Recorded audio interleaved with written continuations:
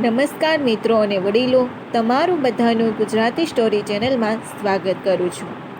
Airport પર બધાની સામે એક વ્યક્તિ બેહોશ થઈ ગયો.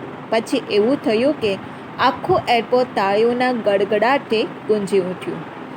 જો આ સ્ટોરી તમને પસંદ પડે તો આ ચેનલને સબસ્ક્રાઈબ, લાઈક, શેર અને કમેન્ટમાં અભિપ્રાય જરૂર આપજો. આ એક રિયલ લાઈફ સ્ટોરી પર આધારિત છે, જેને કાલ્પનિક રૂપે લખવામાં આવી છે. મુંબઈ એરપોર્ટ પર ધમાલ ચરમસીમાએ હતી. મુસાફરોના હસતા ચહેરા, મળવાનો આનંદ અને વિદાયનું દુઃખ હવામાં ભળી રહ્યું હતું. અચાનક આ તમાશો કોલાહલમાં ફેરવાઈ ગયો. સર્વત્ર ભયનો માહોલ હતો.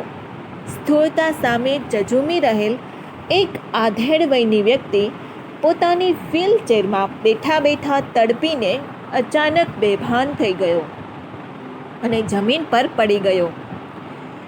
એરપોર્ટનો ઘોંઘાટ અચાનક ભયભીત મૌનમાં ફેરવાઈ ગયો. લોકોમાં ગભરાટ સર્જાય તે સ્વાભાવિક છે. થોડે દૂર ઊભેલા ડૉક્ટર ગાયત્રી પાટલકરે આ જોયું. તે એક કુશળ એનેસ્થેસિયોલોજિસ્ટ હતી અને તે ભીડમાંથી પસાર થઈને માણસ સુધી પહોંચી. બન્યું એવું કે ડૉક્ટર ગાયત્રી ભીડમાંથી જાણે દેવદૂતની જેમ બહાર આવ્યા. તે વીજળીને ઝડપે બેભાન માણસે પાસે પહોંચી ગયા. તેનો શ્વાસ બંધ થઈ ગયો હતો. તેનું શરીર નિસ્તેજ હતું અને તેનો ચહેરો નીલો થઈ ગયો હતો. ડૉક્ટર ગાયત્રી તરત એક્શનમાં આવી ગયા. તેઓ જાણતા હતા કે દરેક ક્ષણ કિંમતી છે. તેઓએ વ્યક્તિને જમીન પર ખસેડ્યા, તેની ગરદન સીધી કરી અને તેના જડબાને આગળ ધકેલી દીધા. આ દરમિયાન એરપોર્ટ સ્ટાફ ઇમરજન્સી કિટ લઈને આવી ચૂક્યો હતો. ડૉક્ટર ગાયત્રીએ CPR શરૂ કર્યું. તેનું શરીર ધ્રુજી ઉઠ્યું અને તેણે તેને બધું આપી દીધું. તેનો દરેક શ્વાસ, તેના હાથની દરેક હિલચાલ તે નિર્જીવ શરીરમાં ફરીથી જીવનનો શ્વાસ લેવાનો પ્રયાસ કરી રહી હતી. ઇમરજન્સી કિટ થોડી જ વારમાં આવી. ડૉક્ટર ગાયત્રીએ CPR ચાલુ રાખ્યું. પછી ડિફિબ્રિલેટર કનેક્ટર થયું અને તેને ઝટકો આપવામાં આવ્યો. તેને CPR ચાલુ રાખ્યું. દ્વારા ગળાનું નિરીક્ષણ કર્યું અને જાડા સફેદ લાલને દૂર કર્યું. બીજા ઝટકે આપવામાં આવ્યો અને થોડી મુશ્કેલી સાથે એન્ડોટ્રેકિયલ ટ્યુબ દાખલ કરવામાં આવી અને શ્વાસ નળીને સુરક્ષિત કરવામાં આવી. ત્રીજો આંચકો ડિફિબ્રિલેટર દ્વારા આપવામાં આવ્યો હતો. પછી એક ચમત્કાર થયો. માણસ શ્વાસ લેવા લાગ્યો. ડૉક્ટર ગાયત્રીએ તેની નસોમાં પ્રવાહીનું ઇન્જેક્શન આપ્યું અને તેનું બ્લડ સુગર માપ્યું.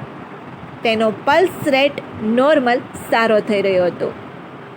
આખા એરપોર્ટ પર નીરવ શાંતિ હતી. દરેક વ્યક્તિ ડૉક્ટર ગાયત્રી તરફ આભારની નજરે જોઈ રહી હતી, જેઓ ભોંય તળિયે પડેલા એક બેભાન માણસની જિંદગી બચાવી હતી. ધીરે ધીરે દર્દીની સ્થિતિમાં સુધારો થવા લાગ્યો અને તેને હોસ્પિટલમાં લઈ જવામાં આવ્યો. સમગ્ર એરપોર્ટ પર તાળીઓના ગડગડાટ અને આનંદની લાગણી ફેલાઈ ગઈ હતી. લોકોએ ડૉક્ટર ગાયત્રીને પ્રણામ કરીને સ્ટેન્ડિંગ ઓવેશન સાથે આશીર્વાદ આપ્યા હતા.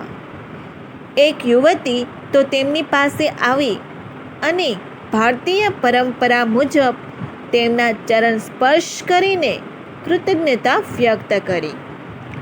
ડૉક્ટર ગાયત્રી માટે આ તેમનો સૌથી મોટો એવોર્ડ હતો. તેની આંખોમાં જાણે ખુશીના આંસુ ચમકી રહ્યા હતા.